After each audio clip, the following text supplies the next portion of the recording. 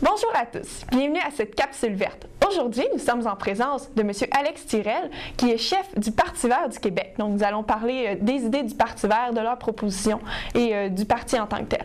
Bonjour, M. Tirel. Bonjour. Vous allez bien? Oui. Donc, première question. En fait, vous êtes un des plus jeunes chefs de parti qu'il y a eu au Québec. Est-ce que vous pouvez nous expliquer votre parcours, ce qui vous a mené à la chefferie du parti? J'ai été toujours très impliqué avec les causes écologiques, aussi les enjeux de justice sociale. Particulièrement, j'étais impliqué avec la NPD au Québec depuis 2006. Donc, j'ai appris un peu comment que les partis politiques fonctionnaient à l'intérieur du NPD. Mais j'étais aussi très impliqué avec le mouvement étudiant, puis certaines manifestations Idle No More aussi, pour les enjeux autochtones. Et je crois que les partis politiques, c'est quelque chose qui a été négligé par les activistes. Et donc, j'ai décidé de me présenter en 2012 pour apporter le message du mouvement étudiant dans les élections, dans le débat électoral. Et ensuite, que le chef du parti avait démissionné, mais j'ai mis mon nom pour devenir le prochain chef. Il y avait une élection entre les membres. J'avais 3 adversaires et puis j'ai été assez chanceux d'être élu. OK. Et c'est surprenant, dans ce que vous me disiez, vous avez fait partie de l'organisation du NPD. Présentement, on voit que le NPD a de la difficulté à trancher sur le projet Énergie-Est, mais il semble être pour. Qu'est-ce que vous pensez de ça? Je pense que c'est dommage la position que le NPD a prise, mais ce qui est important de savoir pour les écologistes, c'est que même si on aurait un gouvernement du NPD, la lutte continue. Il va falloir continuer à mettre la pression sur l'ensemble des partis pour qu'ils puissent prendre des positions contre les sorts bitumineux. OK. Le Parti vert du Québec, c'est un parti éco-socialiste. Qu'est-ce que ça veut dire? Éco-socialiste, ça veut dire prendre soin de l'environnement, mais aussi de la population en même temps.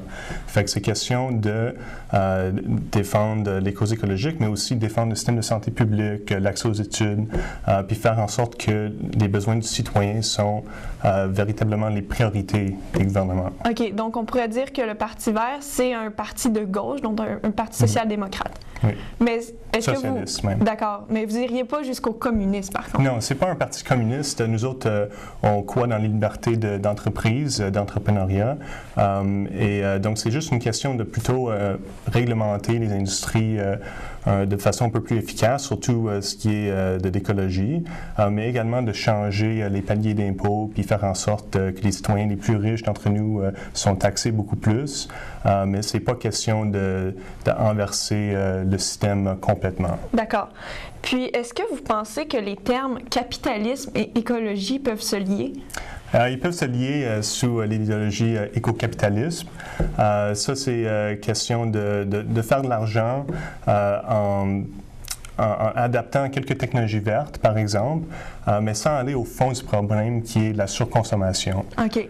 Fait que nous autres, c'est pour ça qu'on est éco-socialistes, parce qu'on trouve qu'il faut vraiment réduire la consommation si on veut faire une grande différence. Pas juste une différence symbolique, pas simplement quelques nouvelles technologies, mais vraiment réduire la consommation. Donc, je ne sais pas si vous connaissez l'économiste Bernard Maris, mais lui était en faveur de la décroissance. Est-ce que c'est un peu ça que le parti défend? C'est un peu dans cette direction-là que le parti s'en va. C'est pas quelque chose qui a été voté par des membres à ce point-ci, mais évidemment, c'est question de freiner certains développements qui ne sont pas dans nos intérêts. Okay. Au Québec, par exemple, on a des compagnies minières qui exploitent des mines qui payent très peu ou parfois zéro redevance à l'État pour ensuite fermer leurs portes et sans même nettoyer le site.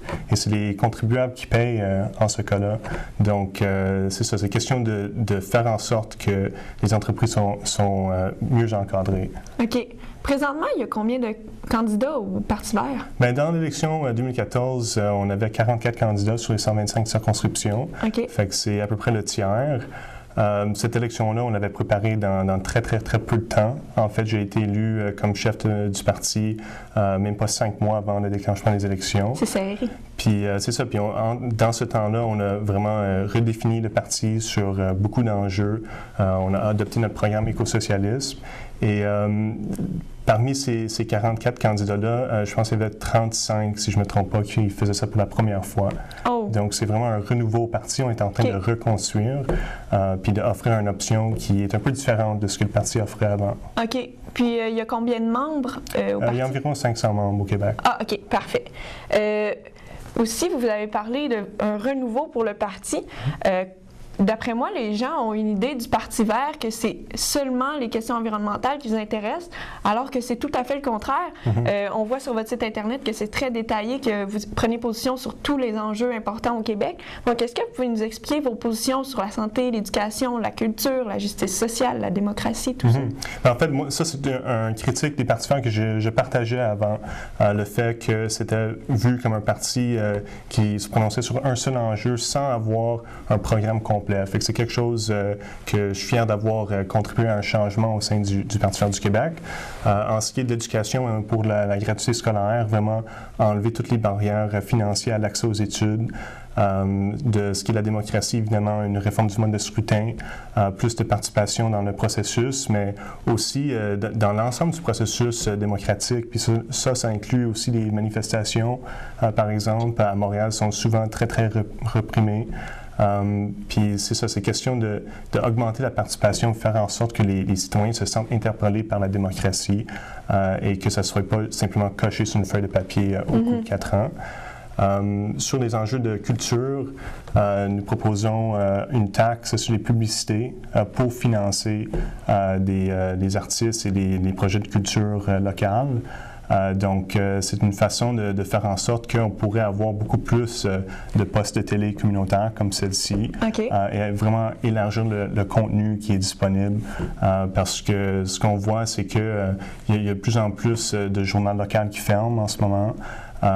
Et les gens ils ont l'Internet, les réseaux sociaux et tout ça, mais ils n'ont pas nécessairement des reportages professionnels dans l'ensemble des régions. Donc, nous autres, on croit que le gouvernement a un rôle important à jouer dans la culture, dans les médias et dans les arts. Et c'est aussi un domaine qui peut mettre beaucoup de gens au travail. Moi, quand j'étais plus jeune, je travaillais sur certains plateaux de tournage pour des films à Montréal. Et la culture, c'est une industrie aussi. C'est vraiment quelque chose qui peut mettre beaucoup de gens au travail. Puis c'est important pour l'identité du Québec, en fait, d'avoir vraiment beaucoup de culture puis avoir les moyens financiers de le faire. Parfait.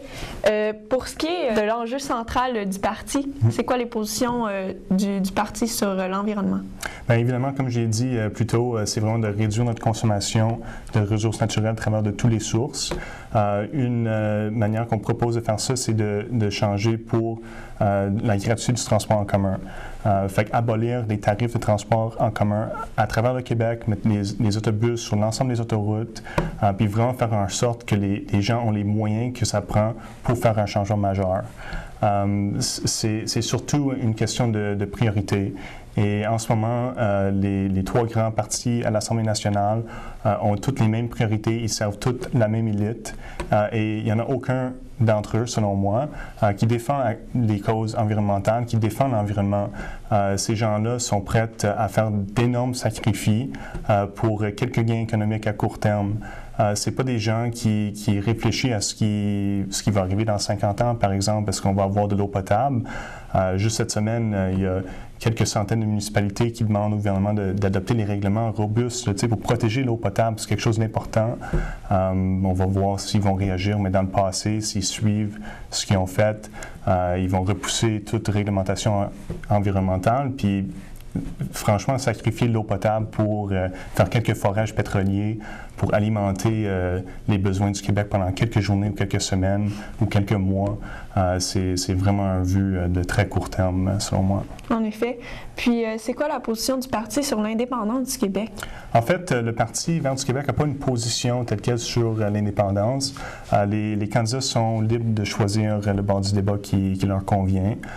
Donc, en fait, c'est le seul parti politique au Québec où c'est qu'on est des gens qui sont ouvertement fédéralistes et ouvertement souverainistes qui travaillent ensemble pour un Québec uni. OK. Donc, si vous étiez élu, il n'y aurait pas de référendum? C'est selon les députés qui seraient élus qui décideraient. Donc, moi, personnellement, je suis fédéraliste. Donc, si moi, je serais élu, jamais je voterais pour avoir un référendum. Mais peut-être qu'il y a d'autres gens qui pourraient être élus pour le Parti vert qui en voudraient un, puis qui pourraient voter en ce sens à l'Assemblée nationale. OK. Puis s'il y a un mouvement citoyen, j'imagine que vous iriez dans le sens des citoyens aussi. Oui, c'est ça. Mais c'est toujours question de voir le projet aussi qui est proposé. À date, moi, comme étant une jeune personne au Québec, j'ai pas encore vu d'arguments assez convaincants pour faire de l'indépendance. Donc, si jamais le mouvement indépendantiste rechange son discours puis réussit à vraiment convaincre une grande section des Québécois, moi, je ne serai pas quelqu'un qui va déménager ailleurs. Je vais rester au Québec, mais selon moi, le mouvement indépendantiste est vraiment de plus en plus proche avec la droite politique. C'est plus ce que ça a été avant. Et on voit avec l'élection de M. Pellado la direction qu'ils sont en train de prendre. Donc, je trouve ça vraiment dommage. Mais ça ne nous empêche pas de travailler avec des gens qui sont souverainistes à l'intérieur de notre parti. Parfait. Vous avez parlé plus tôt de gratuité scolaire, gratuité des transports en commun. C'est quelque chose qui coûterait énormément cher à l'État.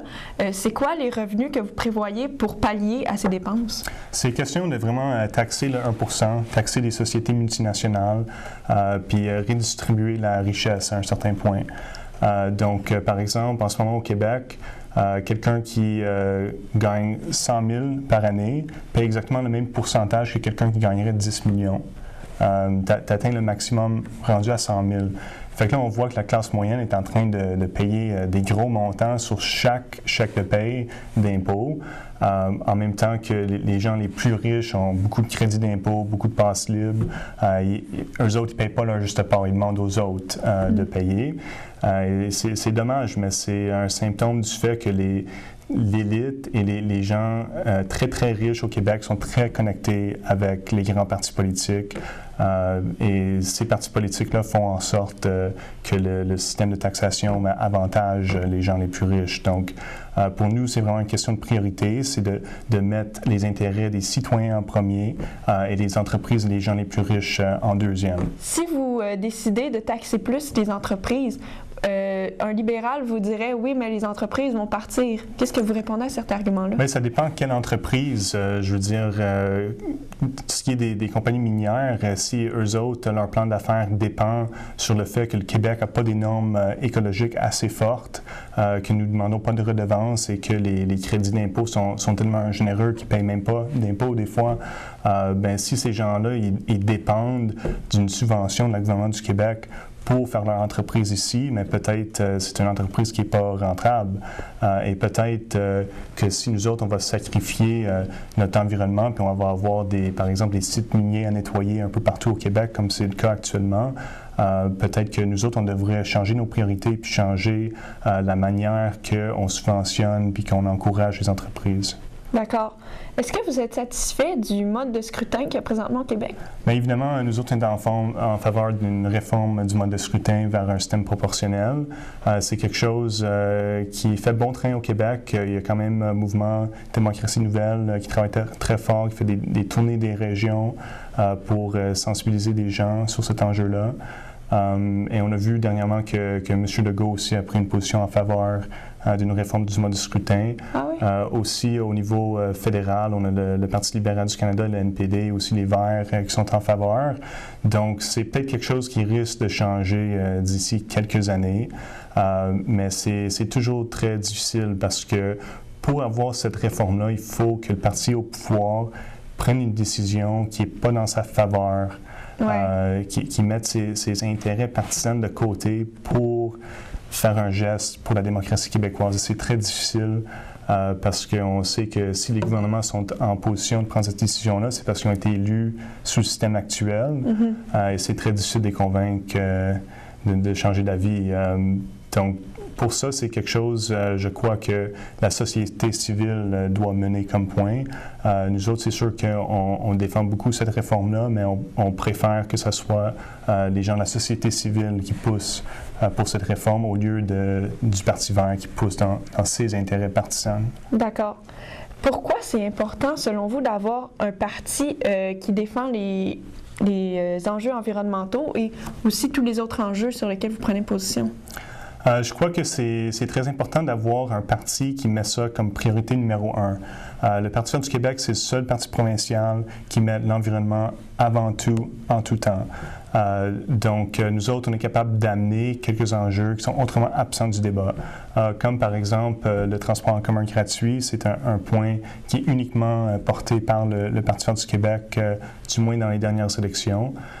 Et c'est une façon de vraiment faire en sorte que les enjeux écologiques reviennent lors de toutes les élections. D'accord. Puis, qu'est-ce que vous dites aux gens qui vous disent que les petits partis comme le vôtre ne devraient pas exister? C'est un point de vue, mais je ne suis pas d'accord avec parce que le Parti vert a un rôle très important à jouer dans la démocratie québécoise. Puis on peut imaginer si on aurait juste les 3 plus grands partis, par exemple, puis il y a même du monde qui dirait qu'on devrait avoir juste 2 partis. Mais ces 3 partis-là, ils représentent tous à peu près la même idéologie. Les propositions sont très semblables, sont toutes favorables à l'austérité qui est en train de se passer au Québec en ce moment. Le Parti vert ajoute aux diversités d'opinions à l'intérieur du sphère politique. Donc, je trouve que c'est très important d'avoir ça et pas d'avoir quelques partis politiques très semblables et là, tout le restant de la société civile qui est complètement oublié par les partis politiques. Donc, nous autres, on a un rôle important à jouer, je crois, et c'est ce qu'on est en train de faire. Vous venez de parler de l'austérité. C'est quoi la position du parti par rapport à ça? Bien, nous autres, on trouve ça vraiment dommage, toutes les coupures qui sont en train d'arriver. Je veux dire, nous autres, on croit que tous les Québécois devraient avoir accès aux soins de santé et d'éducation, peu importe les moyens financiers de payer. Et quand que le gouvernement coupe en éducation, coupe en santé, il cherche à pousser le monde vers le privé. Si, par exemple, vous avez besoin d'un test diagnostic en santé, quand il faut attendre pour le système public, ça peut parfois prendre des mois. Votre santé peut être mise en péril pendant ce temps-là. Et l'alternative, c'est de payer quelques cent piastres pour sauter la ligne. Donc, nous autres, on croit qu'il y a un problème moral avec ça, que les gens devraient avoir accès, peu importe les moyens financiers. Et quand on coupe, on pousse davantage de gens vers le privé. Puis c'est une façon d'attaquer le système public tel quel, en fait, de le réduire le plus possible, puis faire en sorte que les gens commencent à trouver d'autres options. Fait que pour nous, c'est les priorités qui sont mal placées du gouvernement. Puis en même temps, ils sont en train d'investir beaucoup d'argent dans le plan Nord pour subventionner des entreprises étrangères. On peut regarder le cas de la cimenterie de Port-Daniel en Gaspésie, 450 millions de fonds publics dans une cimenterie qui créera quelques emplois, mais à un prix extrêmement cher par emploi. Donc, c'est une question de priorité. C'est une question de faire en sorte que les gens ont les services qu'ils ont besoin sans donner au lieu de donner des cadeaux, en fait. Puis, quand vous parlez du fait qu'on attaque le système public, dans ces cas-là, j'imagine que c'est la classe moyenne, la classe pauvre qui va en écoper. Oui, exact. C'est les gens qui n'ont pas les moyens de se payer d'autres services de santé. C'est pas les députés à l'Assemblée nationale qui ont besoin d'attendre à l'hôpital. Eux autres, ils vont tout de suite au privé. Donc, c'est ça, c'est surtout la classe moyenne et les gens à faible revenu qui sont pris dans le système public sans manière de faire autrement. Donc, ça, pour nous, c'est une injustice. D'accord. Pourquoi les citoyens devraient voter pour le PVQ aux prochaines élections? Bien, voter pour le PVQ, c'est une façon de vraiment envoyer un message très fort à Québec, dire aux grands partis que leur idéologie et les valeurs qu'ils défendent ne résonnent pas avec la population du Québec. Voter pour le Parti vert du Québec, c'est aussi une façon d'élire des députés puis de contribuer justement à la diversité d'opinions au sein de la sphère politique. Donc, je trouve que c'est très important. À date, c'est certain que le Parti vert du Québec n'a jamais encore élu des députés, alors que c'est le cas dans 3 autres provinces canadiennes. Déjà, Colombie-Britannique, Nouveau-Brunswick et l'île du Prince-Édouard ont tous des députés provinciaux ou législateurs. Donc, nous, on croit que ça peut être fait au Québec. C'est une question de temps, c'est une question de traverser le Québec, faire valoir nos idées, rencontrer des gens. Puis je crois que les députés verts du Québec pourraient vraiment faire une très grande différence à l'Assemblée nationale. Et pensez-vous que même avec le mode de scrutin qu'on a présentement, c'est possible dans les prochaines élections d'élire un député du Parti vert? Je pense que c'est possible parce qu'on sait que les changements politiques au Québec peuvent venir très rapidement. Et d'ailleurs, c'est ce que j'ai vécu en 2011 avec le NPD, pendant que j'aidais quelques candidats, des campagnes très minimes, à peu près la même taille que les campagnes du Parti vert, en fait.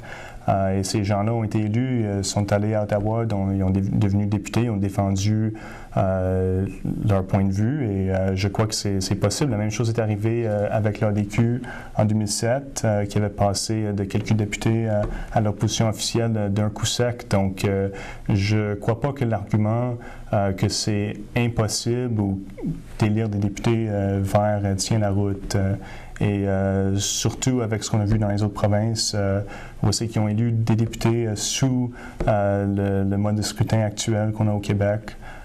Donc, nous sommes très optimistes. Parfait. Le fait d'avoir appelé votre parti le Parti vert, ça met l'accent sur les questions environnementales.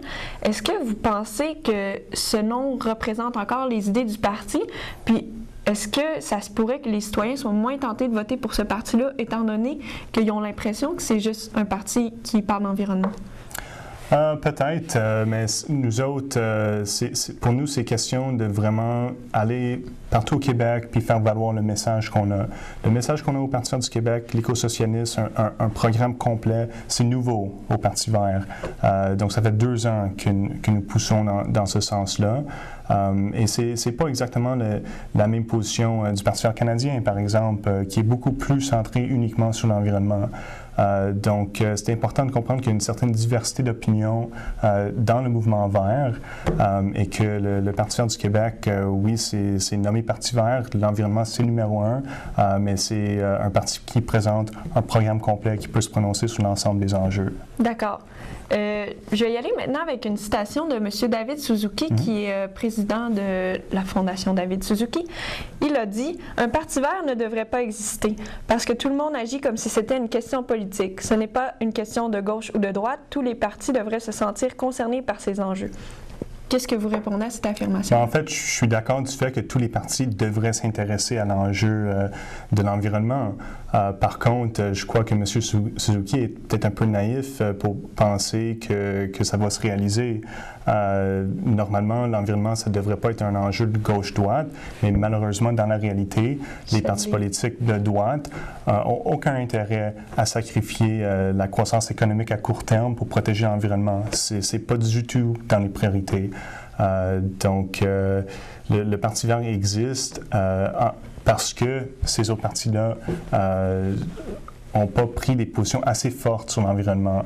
Même quand on voit le NPD, un parti traditionnellement de gauche, anciennement socialiste, toujours beaucoup de discours pro-environnement au sein de ce parti-là. Mais quand ça vient le temps de trancher sur des enjeux comme Énergie Est, on voit c'est l'ambiguïté, pas certain, un jour c'est oui, un jour c'est non. Si ce serait un gouvernement, il faudrait que les écologistes continuent à mettre pression et c'est ce que le Parti vert fait. Si le Parti vert ne serait pas absent, il y aurait peut-être moins de compétition entre les partis pour avoir le vote des écologistes. Donc, je respecte beaucoup M. Suzuki, mais sur ce point, je trouve que le Parti vert, son existence est vraiment critique là, au mouvement écologique. Quelles sont les clés pour avoir un futur gouvernement du Parti vert du Québec? Je crois que pour avoir un gouvernement, ça va prendre beaucoup de temps, beaucoup de travail, beaucoup d'implications de la part de beaucoup de gens, autant les bénévoles, les candidats, les électeurs, les donateurs. Il faut que le monde se rallie autour du Parti vert pour qu'on puisse atteindre cet objectif. Et je crois sincèrement que c'est possible dans les prochaines années qu'on voit un genre de mouvement en ce sens, parce que quand on regarde les enjeux écologiques sont de plus en plus graves. Les sacrifices sont de plus en plus grands dans ces domaines-là. Les changements climatiques avancent à tous les années. Nous sommes déjà rendus en 2015. Ça fait longtemps qu'on en parle, mais très peu d'action. Donc, je trouve que c'est possible et on ne peut pas prédire l'avenir. Présentement, est-ce que c'est encore valable que lorsqu'on vote pour un parti, il y a une subvention qui va au parti? Oui? En fait, ça, c'est une réforme qui a été adoptée par le gouvernement Marois. Les contributions sont limitées à 100 $ par personne par année pour les partis politiques provinciaux. On trouve que c'est excellent. Et aussi, il y a une subvention par vote. Donc, nous autres, nous recevons à peu près 2 $ par vote par année. D'accord. Donc, quelqu'un qui voterait pour le Parti vert dans une élection, si c'est un gouvernement majoritaire, c'est entre 8 et 10 $ de financement qui est versé au parti. Donc, c'est un outil très important pour nous. Quelles sont les clés pour un futur Québec vert? Il faut absolument que le mouvement écologiste prenne de l'ampleur, continue à être actif. Je veux dire, on a eu quelques victoires dans le dossier de Kakuna, par exemple, un port pétrolier qui a été bloqué. C'est des actions comme ça. Et sur une diversité d'enjeux, en fait, à travers le Québec, autant des enjeux nationaux que dans les communautés, les municipalités. Il faut que les gens se tiennent debout pour l'environnement, qu'ils prennent le temps que ça prend. C'est toujours difficile dans les mouvements. Tu sais, les personnes, c'est des travailleurs, des gens qui ont des enfants, ils ont des choses à faire, mais c'est important que les gens prennent le temps de militer pour l'environnement puis continuent de mettre la pression parce qu'on voit que ça marche. Et si le mouvement est capable de faire ça pendant des années, c'est certain qu'on va avoir un Québec vert un jour. Nous allons maintenant aller voir M. Steven Guilbeault, qui est cofondateur et directeur principal d'Équiterre et qui va nous parler de l'importance du vote aux élections pour ce qui est des enjeux environnementaux. C'est sûr que les élections, c'est un moment très, très, très important au niveau des engagements des partis en matière de protection de l'environnement. En même temps, rares sont les personnes qui vont voter en fonction d'un seul enjeu. Les gens vont regarder tout un paquet d'affaires, c'est quoi la position du parti sur l'économie, sur les questions sociales, la santé, l'emploi. Mais de plus en plus, on voit que l'environnement fait partie de ces enjeux-là que les gens évaluent. Équiterre, on va lancer une campagne de publicité à la télé pour amener les gens à être plus sensibles à la question de l'environnement dans le cadre des élections. On fait une section spéciale de notre site web aussi où nous, on va poser des questions aux partis politiques, mais on invite les gens à poser des questions à leurs candidats et leurs candidates dans leur comté. Peu importe le parti, il va y avoir, les gens vont passer, cogner à la porte, serrer des mains, ils vont être présents dans plusieurs événements près de chez vous. Mais c'est une occasion d'aller leur parler puis d'aller leur poser des questions sur les changements climatiques, sur des projets comme Énergie Est, par exemple. Alors, c'est un moment vraiment privilégié pour pouvoir parler à nos élus ou à nos futurs élus. Alors, M. Thirel, on va terminer avec la dernière question. En fait, c'est plutôt compléter la phrase. Si je vous dis « un vote pour le Parti vert, c'est… » Un vote pour le Parti vert, c'est une façon d'envoyer un message, c'est une façon d'élire des députés, de contribuer au changement au Québec. Puis je crois que si les gens votent pour le Parti vert du Québec, ils ne seront pas déçus par les résultats qu'on va pouvoir mener pour eux. Bien, parfait. Merci beaucoup, M. Thirel, de votre présence. Merci.